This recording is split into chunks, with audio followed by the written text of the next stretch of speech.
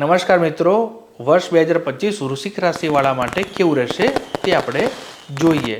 તો વૃશ્ચિક રાશિવાળાના લોકોના મનમાં ઘણા બધા પ્રશ્નો થતા હશે કે મારા કાર્યો ક્યારે થશે, મારા સપના સાકાર ક્યારે થશે, મારી ઉમેદો ક્યારે પૂરી થશે, તો નક્કી કરેલા કાર્યો ક્યારે પૂરા થશે. તો આવા અનેકવિધ પ્રશ્નો જે છે તમારા મનમાં, તો આપણે એના વિશે ચર્ચા કરીએ. તો મિત્રો, એક વસ્તુ આપણે તમને જણાવી દઉં કે ઓવરઓલ જે છે વૃશ્ચિક રાશિવાળા માટે 2025 મિશ્ર ફળદાયી છે. તમને સમય કહી દઉં કે જાન્યુઆરીથી લઈને મે મહિના સુધીનો જે સમય જે છે એ થોડો મિશ્ર છે. મે મહિના પછીના સમયગાળામાં તમને સુધાર થતો જોવા મળી રહ્યો છે. તો એકંદરે મિશ્ર ફળદાયી છે, બહુ ખરાબ બી નથી, તો ડરવાની કંઈ જરૂર નથી. મિશ્ર છે એટલે સામાન્ય પણ હોઈ શકે છે અને સારું પણ હોઈ શકે છે, અથવા તો ક્યાંક થોડા ઘણા અંશે ચેલેન્જિંગ પણ સાબિત થઈ શકે છે. તો ગભરાવાની જરૂર નથી. હું તમને વિડીયોના અંતમાં જે ઉપાય આપીશ, તો તમે ઉપાય કરશો તો તમને કોઈ તકલીફ પડશે નહીં. તો મિત્રો, આ હતું ઓવરઓલ 2025નું વૃશ્ચિક રાશિનું રાશિફળ. તો મિત્રો, હવે આપણે આરોગ્યની દ્રષ્ટિએ જોવા જઈએ તો વૃશ્ચિક રાશિવાળાને આરોગ્ય કેવું રહેશે તે આપણે જોઈએ. તો આરોગ્યની દ્રષ્ટિએ જાન્યુઆરીથી લઈને મે મહિના સુધીની અંદર મિશ્ર પરિણામ જોવા મળશે. તો તમારે તકેદારી રાખવી જરૂરી રહેશે, કારણ કે તકેદારી નહીં રાખો તો ક્યાંક ને ક્યાંક તમને તકલીફ આવી શકે એમ છે, કારણ કે તબિયત થોડી નરમ ગરમ રહી શકે એમ છે. તમારે સાવધાની રાખવી જોઈએ. તમને મે મહિના પછીના સમયગાળાની અંદર તમને તમારી તબિયતમાં સુધાર થતો જોવા મળે, અથવા તો તમને સુસ્તી જે લાગતી હોય, તમને જે કામ કરવાનું મન ના થતું હોય, તમને એક્ટિવ ના જણાવો, તમે તમે જે કામ કરી રહ્યા છો ઘરમાં બહારમાં, તમને કોઈ કામ કરવાની ઈચ્છા જ ના થતી હોય, તો એ બધી વસ્તુઓ જે છે એ મે મહિના પછીના ગાળાની અંદર તમને સુધારો થતો જોવા મળે. તમારી બોડીમાં ચેન્જીસ થતા જોવા મળે. તમારા રૂટીનમાં થોડો ઘણો ચેન્જ લાવવો પડશે. તમારે પ્રયત્ન કરવા પડશે કે મારે જે છે આ સમસ્યામાંથી બહાર નીકળવું પડશે. તમારે પ્રયત્ન કરશો તો તમે આ સમસ્યામાંથી જલ્દીથી બહાર આવી શકશો, પણ તમારે થોડું એક્ટિવ રહેવાની જરૂર રહેશે. ઓવરઓલ કોઈ ચિંતા કરવાની જરૂર નથી. એકંદરે સ્વાસ્થ્ય સારું જ છે, પણ મિશ્ર ફળદાયી છે, એટલે ચિંતા કરવાની જરૂર નથી. તો મિત્રો, નોકરી ધંધા કરવાવાળા માટે આ વર્ષ કેવું રહેશે તો આપણે જોઈએ. તો નોકરી ધંધા કરવાવાળા માટે પહેલાં તો આપણે નોકરિયાત વર્ગ માટે જોઈએ. તો નોકરિયાત વર્ગ માટે જે છે વર્કલોડ વધારે રહેવાનો છે. તમારે વર્કલોડ આવશે તો તમારે તમારા કામને મેનેજ કરવું પડશે. કયું કામ જે છે તમારે પ્રાયોરિટી છે, તમારે કામની પ્રાયોરિટી નક્કી કરવી પડશે. તો તમે કયું કામ પહેલાં કરશો, કયું પછીથી કરશો, એ તમારે સમજીને તમે કામ કરશો તો તમને એનું પરિણામ ઉપરી અધિકારીઓ સુધી પહોંચશે. તો તમને એ તમારા ઉપરી અધિકારી સાથે તમે સંપર્કમાં આવશો, કોન્ટેક્ટમાં આવશો, તો તમને સારા પરિણામ મળવાની સંભાવના મને દેખાઈ રહી છે. તો આ નોકરિયાત વર્ગવાળા માણસને ઉપલબ્ધિઓ સારી મળશે, પ્રમોશન સારા મળશે, બધું જ સારું મળશે, પરંતુ વર્કલોડ વધી જવાનો છે. કાર્યભાર થોડો વધી જશે. તો એનાથી ગભરાવું નહીં. તમારે તમારું કર્મ તમારા ઈમાનદારીથી તમારે કર્મ કરતા જ રહેવાનું છે, પણ થોડો કાર્યભાર વધવાની શક્યતા મને દેખાઈ રહી છે.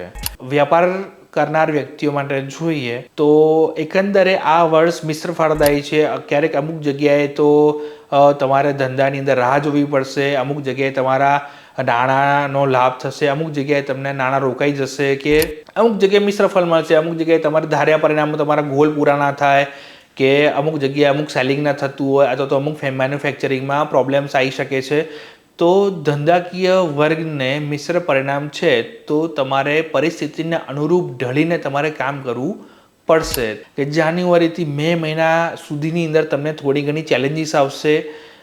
મે મહિના પછીના ગાળામાં તમને સારું થતું જોવા મળે. તો તમારે એ દરમિયાન તમારે કેવી રીતના પગલાં લેવા જોઈએ, તો એ બધી તમારે પ્લાનિંગ એ પ્રમાણે કરશો તો તમને હિતાવહ રહેશે. તો મિત્રો, લગ્ન ઈચ્છુક વ્યક્તિઓ માટે આ વર્ષ કેવું રહેશે 2025નું એ આપણે જોઈએ. લગ્ન ઈચ્છુક વ્યક્તિઓ માટે, અથવા તો જે લોકો ઓલરેડી પ્રેમ સંબંધની અંદર જે છે, તો એ લોકો માટે પણ ઘણા જ સારા સમાચાર છે કે એમના માતા પિતા માની શકે એમ છે. એ લોકોનો જે પ્રેમ જે છે એ લગ્નની અંદર કન્વર્ટ થઈ શકવાની સંભાવના મને દેખાઈ રહી છે.